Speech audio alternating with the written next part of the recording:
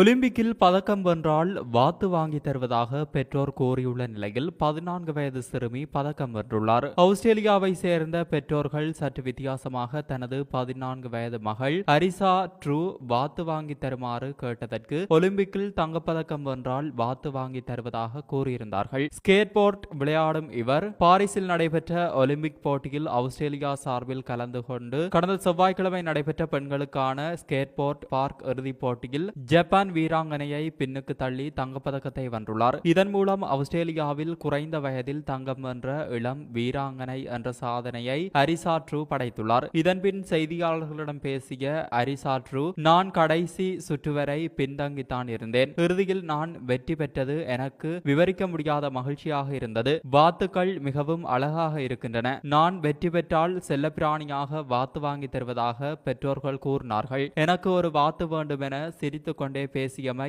அனைவரது மனதையும் நெகிழ வைத்தது என்பது குறிப்பிடத்தக்கது.